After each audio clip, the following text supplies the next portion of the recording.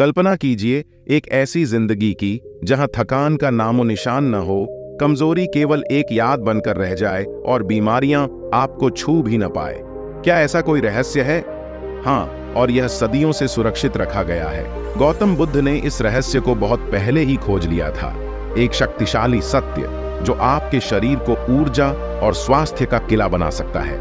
आज हम आपके सामने प्रकट करेंगे वह प्राचीन ज्ञान, एक ऐसी कहानी जो न केवल आपको प्रेरित करेगी बल्कि आपके जीने का तरीका ही बदल देगी। स्वस्थ शरीर का रहस्य आपके भीतर छिपा है। एक बार गौतम बुद्ध अपने शिष्यों के साथ एक छोटे से गांव में गए। हरी भरी घाटी में बसा यह गांव दूर से देखने पर बहुत ही सुंदर लग रहा था, लेकिन जैसे जैसे बुद्ध और उनके अनुयायी करीब पहुंचे, उन्होंने देखा कि इस जगह पर एक अजीब सी शांति छाई हुई है, जैसे कोई भारी कफन हो।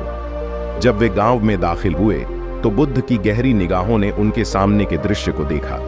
सड़कें लगभग खाली थीं, बस कुछ बेजान आकृतियां अपने दैनिक कामों में व्यस्त थीं। जिन बगीचों में जीवन होना चाहिए था वे खाली पड़े थे, खरपतवार फसलों को दबा रहे थे। जिन कुछ ग्रामीणों से वे मिले वे पीले और उदास दिख रहे थे, उनकी आंखों में जीवन शक्ति की चमक नहीं थी। बुद्ध अपने सबसे करीबी शिष्य आनंद की ओर मुड़े और धीरे से बोले, क्या तुम देखते हो आनंद, यह गांव कितना कष्ट झेल रहा है? आनंद ने गंभीरता से सिर हिलाया। हाँ गुरु, यहाँ के लोग बहुत बीमारी और थकान से पीड़ित लग रहे हैं। जब वे गांव के केंद्र की ओर बढ़ रहे थे तो उन्हें एक बड़े बरगद के पेड़ की छाया में बैठे बुजुर्गों का एक समूह मिला। बुद्ध उनके पास आए। उनकी उपस्थिति ने तुरंत उनका ध्यान आकर्षित किया।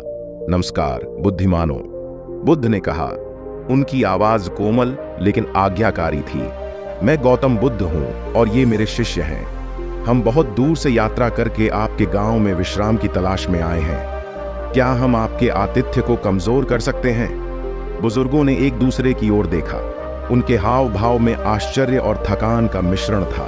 अंत में उनमें से एक, जिसकी लंबी सफेद दाढ़ी थी, बोला, स्वागत है प्रबुद्ध। हमने आपकी बुद्धिमत्ता के किस्से सुने हैं। आपका और आपके अनुयायियों का यहाँ बहुत स्वागत है। हालांकि मुझे डर है कि आपको हमारे विनम्र गांव में बहुत कम खुशी मिलेगी। बुद्ध ने करुणा से मुस्कुराया।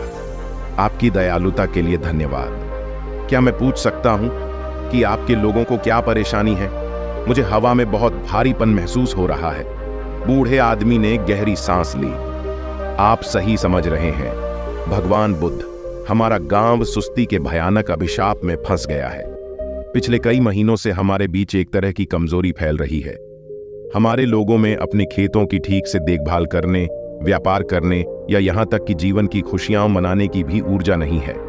हम लगातार थकान से ग्रस्त हैं और बीमारी हर घर में छाई हुई लगती है। बुद्ध ने ध्यान से सुना। उनकी आंखें समझ से भरी हुई थीं। यह वास्तव में एक गंभीर स्थिति है। मुझे बताओ, क्या तुमने इस बीमारी का कारण खोजा है? एक और बुजुर्ग, चांदी के बालों वाली महिला बोली। हमने दूर दूर के चिकित्सकों से सलाह ली है भगवान बुद्ध। उन्होंने जड़ी बूटियां और औषधियां निर्धारित की हैं, लेकिन कुछ भी थकावट के इस पर्दे को नहीं हटाता है। कुछ लोग कहते हैं कि यह देवताओं की सजा है।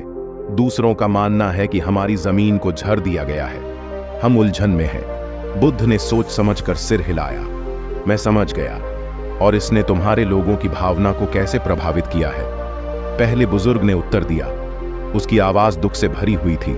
इसने हमारी इच्छा शक्ति को कुचल दिया है ज्ञानी। जहां कभी हमारा गांव चहल पहल और हंसी से गुलजार रहता था, अब वहां सिर्फ सन्नाटा और निराशा है। हमारे युवा लोग अपने पुश्तैनी घरों को छोड़कर कहीं और भाग्य तलाशने की बात करते हैं, लेकिन उनमें से अधिकांश में जाने की ऊर्जा भी नहीं है। हमें अपने समुदाय के भविष्य के लिए डर है। जैसे ही बुद्ध जवाब देने वाले थे, सभा के किनारे से शोरगुल शुरू हो गया। एक युवक जो 20 साल से ज्यादा का नहीं था, भीड़ के बीच से निकल आया। उसका चेहरा गुस्से और हताशा से लाल हो गया था। अब शब्दों और दर्शन का क्या मतलब है? उसने चिल्लाकर कहा, हमें कार्रवाई की जरूरत है और खोखली बातें नहीं। बुजुर्ग इस शिष्टाचार के उल्लंघन पर हैरान दिखे, लेकिन बुद्ध ने उन्हें शांत करने के लिए हाथ उठाया। वे शांत मुस्कान के साथ युवक की ओर मुड़े। युवा मित्र, तुम दर्द से बोल रहे हो। कृपया हमें बताओ कि तुम्हारे दिल में क्या है। युवक बुद्ध की शांत प्रतिक्रिया से कुछ हद तक हैरान था। बोलने से पहले एक पल के लिए झिझका। मेरा नाम अर्जुन है, उसने कहा। उसकी आवाज थोड़ी कम टकराव वाली थी। मेरी शादी अगले महीने होने वाली थी, लेकिन अब मेरी मंगेतर बीमार है। उसके माता पिता और मेरे माता पिता भी बीमार हैं। हम काम नहीं कर सकते, हम योजना नहीं बना सकते, हम भविष्य के बारे में सपने भी नहीं देख सकते। जब हमारा जीवन ही खत्म हो रहा है तो प्रार्थना और ध्यान का क्या फायदा।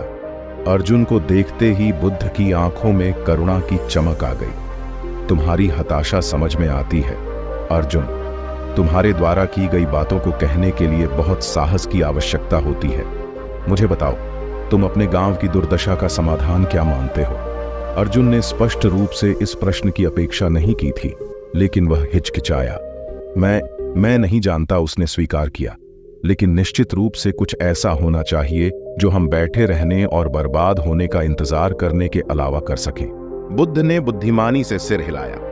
वास्तव में कार्रवाई आवश्यक है, लेकिन बिना बुद्धि के कार्रवाई अक्सर हमें भटका सकती है। शायद अगर तुम तैयार हो तो मैं एक कहानी साझा कर सकता हूं जो तुम्हारी स्थिति पर कुछ प्रकाश डाल सकती है।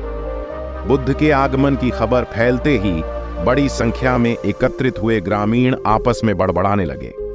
यहां तक कि अर्जुन भी अपने शुरुआती गुस्से के बावजूद खुद को उत्सुक पाया। सफेद दाढ़ी वाले बूढ़े व्यक्ति ने कहा, भगवान बुद्ध, आपका ज्ञान सुनकर हमें सम्मानित महसूस होगा।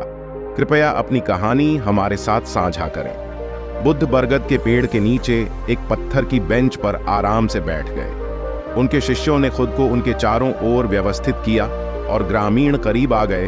उनके चेहरों पर आशा और संदेह का मिश्रण था। बहुत अच्छा, बुद्ध ने शुरू किया। उनकी आवाज एक मास्टर कहानीकार की लयबद्ध लय लेती हुई थी। मैं आपको एक राजा की कहानी सुनाता हूं जिसने एक बार आपकी तरह ही एक चुनौती का सामना किया था।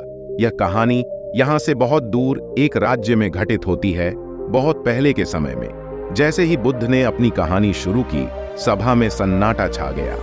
बेचैन अर्जुन भी खुद को आगे की ओर झुका हुआ पाया, यह सुनने के लिए उत्सुक कि प्रबुद्ध व्यक्ति क्या ज्ञान दे सकता है। बुद्ध के शब्दों ने श्रोताओं के मन में एक ज्वलंत तस्वीर उकेर दी, जिससे वातावरण में आशा की किरण जगमगा उठी। एक समृद्ध राज्य में विक्रमादित्य नाम का एक राजा राज करता था। वह अपनी बुद्धि, न्याय और शक्ति के लिए पूरे देश में जाना जाता था। उसके लोग उससे प्यार करते थे और उसके शासन में उसका राज्य फलता फूलता था। हालांकि जैसे जैसे साल बीतते गए, राजा विक्रमादित्य में बदलाव आने लगे। शुरू में यह बदलाव धीरे धीरे शुरू हुआ। राजा, जो कभी अपनी सुबह की सैर और जोरदार तलवारबाजी के लिए जाने जाते थे, अब देर से सोने लगे। उनके सलाहकारों ने देखा कि अपने सिंहासन कक्ष की सीढ़ियां चढ़ते समय उन्हें आसानी से सांस फूलने लगती थी। दरबारी सत्रों के दौरान, जिनकी अध्यक्षता उन्होंने कभी तीक्ष्ण ध्यान और त्वरित बुद्धि के साथ की थी, अब वे अक्सर विचलित और थके हुए दिखाई देते थे। जैसे जैसे महीने बीतते गए, राजा की हालत खराब होती गई। वह शायद ही कभी अपने कक्षों से बाहर निकलता था, यह दावा करते हुए कि राज्य के मामलों ने उसे थका दिया है। उसकी एक बार की मजबूत भूख कम हो गई और वह उन गतिविधियों में रुचि खो बैठा जो उसे कभी पसंद थीं। राज्य, जो हमेशा अपने शासक की जीवंतता को दर्शाता था, उपेक्षा के लक्षण दिखाने लगा। एक के बाद एक शाही चिकित्सकों को बुलाया गया। उन्होंने औषधि और उपचार निर्धारित किए, लेकिन कुछ भी मदद नहीं करता था। राजा की सुस्ती और गहरी होती गई और चिंता का एक आवरण महल पर छा गया। एक दिन जब राजा विक्रमादित्य अपने सोफे पर सुस्ती से लेटे थे, उनके सबसे पुराने और बुद्धिमान सलाहकार धर्मेंद्र नाम के एक व्यक्ति ने उनसे मिलने का अनुरोध किया। राजा ने बड़ी कोशिश करके उनसे मिलने के लिए सहमति जताई। धर्मेंद्र राजा के कक्ष में प्रवेश किया और गहराई से झुके। महाराज, उन्होंने कहा, मैंने कई वर्षों तक आपकी और आपके पिता की सेवा की है। मैंने आपको एक चमकदार आंखों वाले राजकुमार से एक बुद्धिमान और न्यायप्रिय शासक के रूप में विकसित होते देखा है, लेकिन अब मैं तुम्हें अपनी आंखों के सामने लुप्त होते देख रहा हूं और यह मेरे दिल को तोड़ देता है। राजा ने गहरी सांस ली। ओह धर्मेंद्र, तुम्हारे शब्द दयालु हैं, लेकिन वे मेरी मदद नहीं कर सकते। मैं एक ऐसी थकान से पीड़ित हूं जो मेरी हड्डियों तक पहुंचती है। ताज का वजन, शासन की जिम्मेदारियां, आखिरकार उन्होंने मुझ पर काबू पा लिया है। शायद अब मेरे लिए पद छोड़ने का समय आ गया है, ताकि मैं एक युवा, अधिक ऊर्जावान व्यक्ति को अपना स्थान दे सकूं। धर्मेंद्र ने धैर्यपूर्वक सुना, फिर उस स्पष्टता के साथ बोला जिसने उसे इतना मूल्यवान सलाहकार बनाया था। महाराज, मेरी हिम्मत को क्षमा करें, लेकिन मुझे लगता है कि आप गलत हैं। आपकी बीमारी शरीर या आत्मा की नहीं, बल्कि आदत की है। राजा ने अपनी भौहें सिकोड़ी। तुम्हारा क्या मतलब है, पुराने दोस्त? महाराज, धर्मेंद्र ने कहा, क्या आपको घोड़े और कुएं की कहानी याद है? राजा ने अपना सिर हिलाया। उसकी थकान के बावजूद उसकी दिलचस्पी बढ़ गई। धर्मेंद्र पास की कुर्सी पर बैठ गया और कहानी सुनाने लगा। एक बार एक किसान था जिसके पास एक मजबूत, उत्साही घोड़ा था। यह घोड़ा उसके अस्तबल की शान था, जो खेतों में लंबे समय तक काम करने और बिना थके मीलों तक सरपट दौड़ने में सक्षम था। एक दिन जब किसान घोड़े को पानी पिलाने के लिए कुएं के पास ले गया, तो घोड़ा लड़खड़ा गया और सूखे कुएं में गिर गया। कुआं गहरा था और उसकी दीवारें चिकनी थीं। घोड़ा चाहे जितना भी प्रयास करे, बाहर नहीं निकल सकता था। किसान ने परेशान होकर अपने पड़ोसियों को मदद के लिए बुलाया। वे सभी इस बात पर सहमत थे कि घोड़ा बूढ़ा हो गया था और कुएं को किसी भी तरह से भरना जरूरी था। उन्होंने फैसला किया कि घोड़े को कुएं में दफना देना और उसे उसके दुख से मुक्ति दिलाना सबसे अच्छा होगा, और इसलिए उन्होंने कुएं में मिट्टी डालना शुरू कर दिया। पहले तो घोड़ा डर के मारे हिनहिनाया, क्योंकि मिट्टी उस पर बरस रही थी, लेकिन फिर कुछ अप्रत्याशित हुआ। जैसे ही मिट्टी का एक एक फावड़ा घोड़े की पीठ पर पड़ता, वह उसे झाड़ देता और जमा हो रहे ढेर पर चढ़ जाता। एक के बाद एक फावड़े भरकर घोड़े ने यह प्रक्रिया जारी रखी। उसे झाड़ता, ऊपर चढ़ता, उसे झाड़ता, ऊपर चढ़ता। घंटों बीत गए और धीरे धीरे सभी को आश्चर्यचकित करते हुए घोड़ा कुएं के ऊपर पहुंच गया और शांति से ठोस जमीन पर कदम रख दिया। धर्मेंद्र ने कहानी को समझने के लिए कुछ देर रुककर कहा। राजा विक्रमादित्य, जो बढ़ते ध्यान से सुन रहे थे, धीरे धीरे उठकर बैठ गए। मुझे लगता है कि मैं समझ गया हूं, मेरे मित्र, लेकिन यह मेरी स्थिति पर कैसे लागू होता है? बुद्धिमान सलाहकार आगे झुका।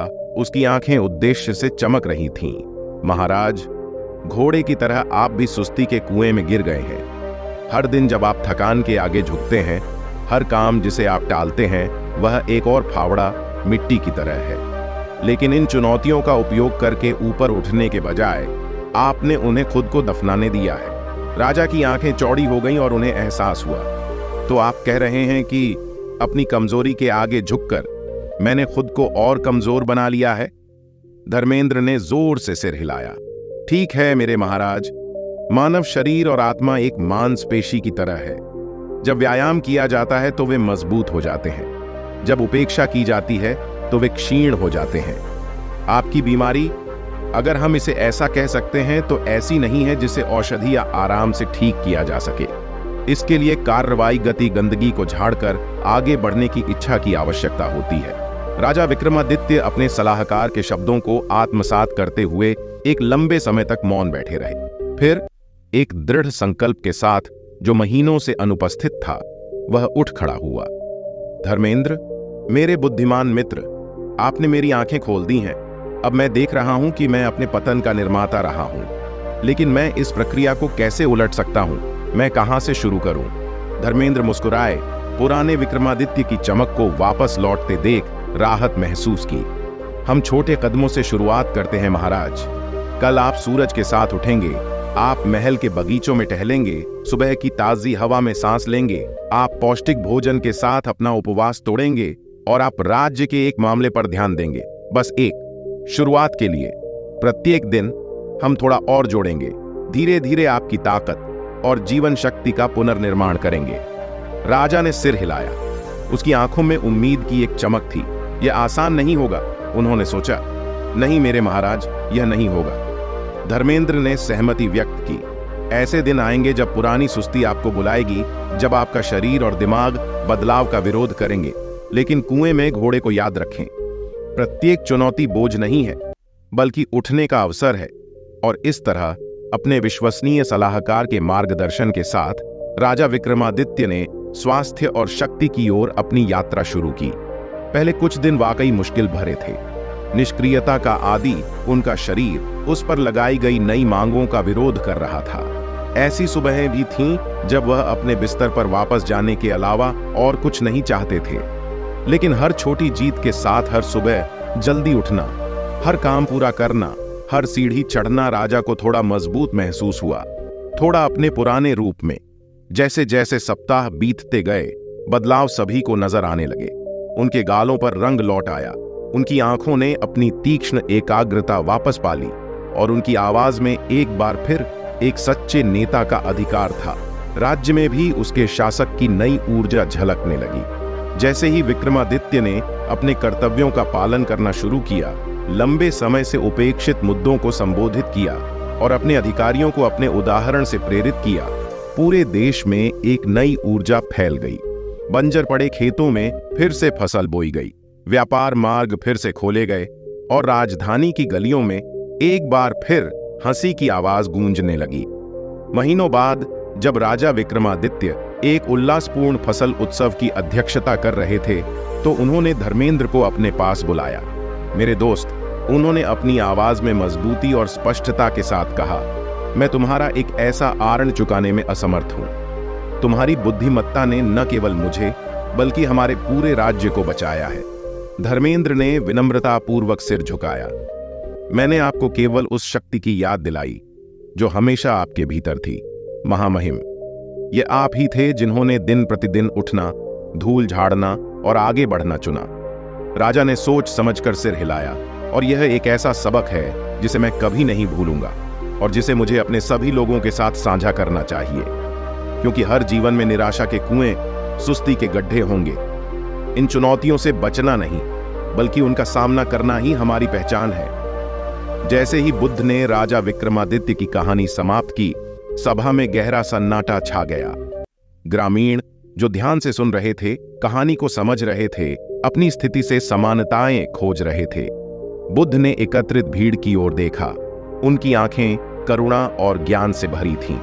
मेरे दोस्तों, उन्होंने धीरे से कहा, राजा विक्रमादित्य की तरह आप भी सुस्ती और निराशा के कुएं में गिर गए हैं, लेकिन उनके जैसे आपके भीतर भी इससे ऊपर उठने की शक्ति है। अर्जुन, वह युवक जिसने पहले अपनी बात कही थी, आगे बढ़ा। उसके चेहरे पर आशा और संदेह का मिश्रण था, लेकिन प्रबुद्ध व्यक्ति, उसने कहा, हमारी स्थिति अलग है। हम वास्तव में बीमार हैं, न कि आपकी कहानी के राजा की तरह आलसी। बुद्ध ने सिर हिलाकर अर्जुन की बात स्वीकार की। तुम्हारा यह भेद करना सही है अर्जुन। तुम्हारा गांव वास्तविक चुनौतियों का सामना कर रहा है, हालांकि सिद्धांत वहीं रहता है। अक्सर यह विपत्ति के प्रति हमारी प्रतिक्रिया होती है जो हमारे ऊपर उसकी शक्ति निर्धारित करती है। उन्होंने पूरी सभा को संबोधित किया। राजा विक्रमादित्य की कहानी हमें कई महत्वपूर्ण सबक सिखाती है। सबसे पहले, निष्क्रियता और भी अधिक निष्क्रियता को जन्म देती है। जब हम थकान और निराशा के आगे झुक जाते हैं, तो हम एक ऐसा चक्र बनाते हैं जिसे तोड़ना मुश्किल होता है। दूसरा, कि सुधार और विकास छोटे, लगातार चरणों में होता है। और तीसरा, कि समुदाय का समर्थन बहुत बड़ा अंतर ला सकता है। बुद्ध ने अपने शब्दों को समझने के लिए विराम लिया। फिर उन्होंने कहा, मैं एक प्रयोग का प्रस्ताव करता हूं। अगले महीने आइए हम इन सिद्धांतों को अपने गांव में लागू करने के लिए मिलकर काम करें। प्रत्येक दिन प्रत्येक सक्षम व्यक्ति पिछले दिन की तुलना में थोड़ा अधिक करने के लिए प्रतिबद्ध होगा। यह आपके बगीचों की कुछ अतिरिक्त मिनटों के लिए देखभाल करना, थोड़ी लंबी सैर करना, या अपने मन को शांत करने और अपनी आत्मा को तरोताजा करने के लिए ध्यान में समय बिताना हो सकता है। गांव के लोग आपस में बड़बड़ा रहे थे। कुछ लोग सहमति में सिर हिला रहे थे, अन्य अनिश्चित दिख रहे थे। बुद्ध ने आगे कहा, मैं और मेरे शिष्य इस दौरान तुम्हारे साथ रहेंगे। हम तुम्हें ऐसी प्रथाओं में मार्गदर्शन करेंगे जो तुम्हारे शरीर और मन दोनों को मजबूत बनाने में मदद करेंगी। लेकिन याद रखो, बदलाव की असली ताकत तुम में से हर एक के अंदर है। वे गांव के बुजुर्गों की ओर मुड़े। बुद्धिमान लोगों, तुम एक महत्वपूर्ण भूमिका निभाओगे। हमारी कहानी में धर्मेंद्र की तरह तुम्हें अपने लोगों के लिए समर्थन और प्रोत्साहन के स्तंभ बनना चाहिए। हर छोटी जीत का जश्न मनाओ, चाहे वह कितनी भी छोटी क्यों न लगे। सफेद दाढ़ी वाले बूढ़े ने गंभीरता से सिर हिलाया। हम अपना सर्वश्रेष्ठ प्रयास करेंगे भगवान बुद्ध, लेकिन हमें बताएं, हम कैसे जान पाएंगे कि यह प्रयोग काम कर रहा है या नहीं? बुद्ध मुस्कुराए। एक उचित प्रश्न। प्रत्येक सप्ताह के अंत में हम यहां इस बरगद के पेड़ के नीचे इकट्ठा होंगे। हम अपने अनुभव, अपनी चुनौतियां और अपनी जीत साझा करेंगे। साथ मिलकर हम गांव की प्रगति पर नजर रखेंगे। फिर उन्होंने सीधे अर्जुन को संबोधित किया। युवा अर्जुन, तुम्हारा जुनून और हताशा इस समुदाय के प्रति तुम्हारे प्यार की गहराई को बयां करती है। क्या तुम इस प्रयास में अपनी पीढ़ी का नेतृत्व करने में मदद करोगे? अर्जुन खुद को अलग थलग पाकर हैरान हो गया। उसने अपने कंधों को सीधा करने से पहले एक पल के लिए हिचकिचाया। मैं कोशिश करूंगा प्रबुद्ध। बुद्ध की आंखें स्वीकृति से चमक उठीं। यही तो कोई भी मांग सकता है अर्जुन, ईमानदारी और दृढ़ता के साथ प्रयास करना। जैसे जैसे महीना खत्म होने लगा, गांव में परिवर्तन उल्लेखनीय था। एक बार समुदाय पर छाई सुस्ती की हवा खत्म हो गई थी। उसकी जगह ऊर्जा और उद्देश्य की एक स्पष्ट भावना ने ले ली थी। बुद्ध के प्रवास के अंतिम दिन ग्रामीण एक बार फिर बड़े बरगद के पेड़ के नीचे इकट्ठा हुए। उनके चेहरे नई ऊर्जा से चमक रहे थे। बुद्ध ने इकट्ठी भीड़ पर नजर डाली। उनकी आंखें गर्मजोशी और स्वीकृति से चमक रही थीं। मेरे दोस्तों, उन्होंने शुरू किया। उनकी आवाज सभा में आसानी से सुनाई दे रही थी। जब हम पहली बार मिले थे तो यह गांव कमजोरी और निराशा के चक्र में फंसा हुआ था। आज मैं अपने सामने एक समुदाय को पुनर्जन्म लेते हुए देख रहा हूं। भीड़ में सहमति की फुसफुसाहट गूंज उठी। सफेद दाढ़ी वाला बूढ़ा आदमी, जिसने सबसे पहले बुद्ध का गांव में स्वागत किया था, आगे बढ़ा। प्रबुद्ध व्यक्ति, उसने अपनी आवाज में दृढ़ और स्पष्ट स्वर में कहा, आपने हमारे लिए जो कुछ किया है उसके लिए हम आपका जितना भी धन्यवाद करें कम है। ऐसा लगता है कि हमारे कंधों से बहुत बड़ा बोझ उतर गया है। बुद्ध ने धीरे से मुस्कुराते हुए कहा, मैंने आपको मार्ग दिखाने के अलावा कुछ नहीं किया है। यह आप ही हैं जो उस पर कदम दर कदम दिन प्रतिदिन चले हैं। आपने जो शक्ति खोजी है वह हमेशा आपके भीतर थी। अर्जुन, वह युवक जिसने कभी बुद्ध को चुनौती दी थी, अब अपने साथियों के बीच ऊंचा खड़ा था। भगवान बुद्ध, उसने कहा। उसके पहले के क्रोध की जगह गहरे सम्मान ने ले ली। मुझे स्वीकार करना चाहिए, मुझे पहले आपके तरीकों पर संदेह था, लेकिन अब मुझे उनमें बुद्धिमत्ता दिखाई दे रही है। हमारे खेत फिर से फल फूल रहे हैं, हमारा व्यापार फिर से शुरू हो गया है। और वह रुका। उसके चेहरे पर मुस्कान आ गई। मेरी शादी अगले सप्ताह योजना के अनुसार होगी। इस खबर पर भीड़ में से जयकारे उठे। बुद्ध ने स्वीकृति में सिर हिलाया। यह सुनकर बहुत अच्छा लगा अर्जुन। आपकी यात्रा में हमने जो कुछ भी सीखा है उसका सार समाहित है। पूरी सभा को संबोधित करने के लिए वापस मुड़ते हुए बुद्ध ने कहा, एक स्वस्थ शरीर का रहस्य और वास्तव में एक स्वस्थ समुदाय किसी जादुई औषधि या दैवीय हस्तक्षेप में नहीं है। यह हमारे द्वारा किए जाने वाले दैनिक विकल्पों, चुनौतियों का सामना करने की हमारी इच्छा और विकास के प्रति हमारी प्रतिबद्धता में निहित है। उन्होंने रुककर आगे बोलने से पहले अपने शब्दों को समझने का प्रयास किया। राजा विक्रमादित्य की कहानी याद करो। उनकी तरह तुमने भी निराशा के कुएं का सामना किया था और उनकी तरह तुमने भी सुस्ती की गंदगी को झाड़कर दिन ब दिन आगे बढ़ने का फैसला किया। यही कमजोरी और थकान पर काबू पाने का सच्चा रास्ता है।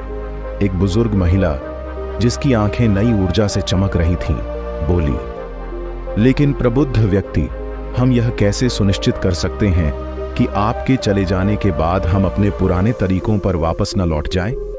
बुद्ध ने सिर हिलाया, उसके प्रश्न की बुद्धिमत्ता को स्वीकार करते हुए।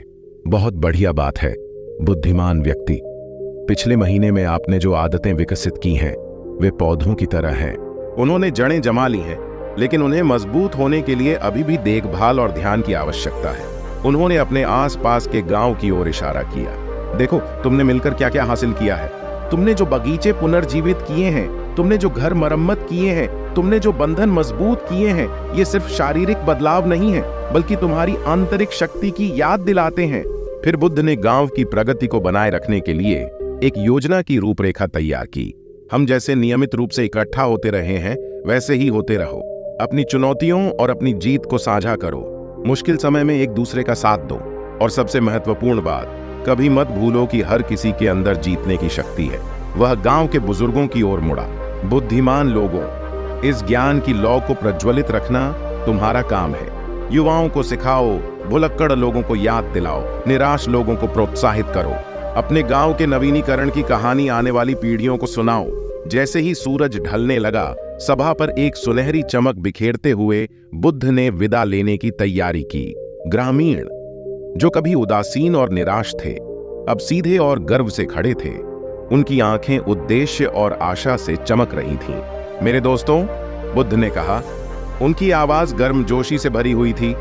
जब मैं विदा हो रहा हूं तो मैं आपको यह अंतिम विचार दे रहा हूं। शरीर और मन अलग अलग इकाई नहीं है, बल्कि एक ही पूरे के दो पहलू हैं। दोनों का पोषण करके सचेत क्रिया, उद्देश्यपूर्ण विश्राम और एक दूसरे के प्रति दयालु समर्थन के माध्यम से आप सच्चे स्वास्थ्य और खुशी के लिए परिस्थितियां बनाते हैं। उसने आखिरी बार चेहरों के समुद्र को देखा। याद रखें, आलस्य, कमजोरी और थकान पर काबू पाने का रास्ता हमेशा आसान नहीं होता। ऐसे दिन आएंगे जब पुरानी सुस्ती आपको बुलाएगी, लेकिन उन क्षणों में याद रखें कि आप कितनी दूर आ गए हैं। प्रत्येक चुनौती मजबूत होने का अवसर है। प्रत्येक बाधा उच्चतर उठने का मौका है। जैसे ही बुद्ध और उनके शिष्य विदा होने के लिए तैयार हुए, गांव के लोग एक एक करके अपना आभार व्यक्त करने के लिए आगे आए। अर्जुन अपनी होने वाली दुल्हन के साथ खड़े होकर गहराई से झुके। आपने हमें जो सिखाया है उसे हम कभी नहीं भूलेंगे भगवान बुद्ध। हमारे बच्चे और हमारे बच्चों के बच्चे इस कहानी को जानेंगे। सफेद दाढ़ी वाले बूढ़े व्यक्ति ने सभी बुजुर्गों की ओर से बोलते हुए कहा, आपके ज्ञान ने न केवल हमारे शरीर को ठीक किया है, प्रबुद्ध व्यक्ति, इसने हमारी आत्माओं को पुनर्जीवित किया है और हमें एक नया उद्देश्य दिया है। हम इस ज्योति को जीवित रखने की शपथ लेते हैं। बुद्ध मुस्कुराए, उनकी आंखें करुणा से भर गईं। तो मेरा यहाँ समय अच्छी तरह से व्यतीत हुआ है। साहस और सावधानी के साथ आगे बढ़ो। अपने जीवन को सभी प्राणियों के भीतर मौजूद शक्ति का प्रमाण बनने दें। और इसके साथ ही बुद्ध और उनके शिष्य सड़क पर चल पड़े। उनके पीछे ग्रामीणों की कृतज्ञता पूर्ण विदाई की आवाज गूंज रही थी। जैसे ही वे एक पहाड़ी पर चढ़े और गांव की ओर एक आखिरी नजर डाली, उन्होंने एक समुदाय को बदलते हुए देखा। बगीचे खिल रहे थे, व्यस्त रसोई से धुआं उठ रहा था, बच्चे गलियों में खेल रहे थे। एक बार बीमार रहने वाला गांव जीवन शक्ति का एक प्रकाश स्तंभ बन गया था। आलस्य, कमजोरी और थकान पर काबू पाने की बुद्ध की शिक्षाओं का एक जीवंत उदाहरण। और हालांकि बुद्ध स्वयं चले गए थे, लेकिन उनकी बुद्धि बनी रही, आने वाली पीढ़ियों के लिए एक मार्गदर्शक प्रकाश। जैसे जैसे गांव की कहानी पड़ोसी समुदायों और उससे आगे तक फैली, इसने हर व्यक्ति और हर समुदाय के भीतर मौजूद नवीनीकरण की क्षमता की एक शक्तिशाली याद दिलाई। एक छोटे से गांव ने कैसे अपने कष्टों को ध्यान, दृढ़ता और आपसी सहयोग के माध्यम से दूर किया, यह एक प्रिय दृष्टांत बन गया, जिसे प्रेरणा और आशा के स्रोत के रूप में अनगिनत बार दोहराया गया। और इस तरह बुद्ध का सरल लेकिन गहरा संदेश जारी रहा। सदियों से यह बात गूंजती रही है कि स्वस्थ शरीर और जीवंत जीवन की कुंजी बाहरी उपायों में नहीं, बल्कि हमारे द्वारा किए जाने वाले दैनिक विकल्पों और हमारे द्वारा विकसित की जाने वाली आंतरिक शक्ति में निहित है। नवीनीकृत गांव की विरासत इस कालातीत ज्ञान का प्रमाण है, जो उन सभी के लिए आशा की किरण है जो अपने जीवन में आलस्य, कमजोरी और थकान की चुनौतियों का सामना करते हैं। क्षमता की एक शक्तिशाली याद दिलाई। एक छोटे से गांव ने कैसे अपने कष्टों को ध्यान, दृढ़ता और आपसी सहयोग के माध्यम से दूर किया, यह एक प्रिय दृष्टांत बन गया, जिसे प्रेरणा और आशा के स्रोत के रूप में अनगिनत बार दोहराया गया। और इस तरह बुद्ध का सरल लेकिन गहरा संदेश जारी रहा। सदियों से यह बात गूंजती रही है कि स्वस्थ शरीर और जीवंत जीवन की कुंजी बाहरी उपायों में नहीं, बल्कि हमारे द्वारा किए जाने वाले दैनिक विकल्पों और हमारे द्वारा विकसित की जाने वाली आंतरिक शक्ति में निहित है। नवीनीकृत गांव की विरासत इस कालातीत ज्ञान का प्रमाण है, जो उन सभी के लिए आशा की किरण है जो अपने जीवन में आलस्य, कमजोरी और थकान की चुनौतियों का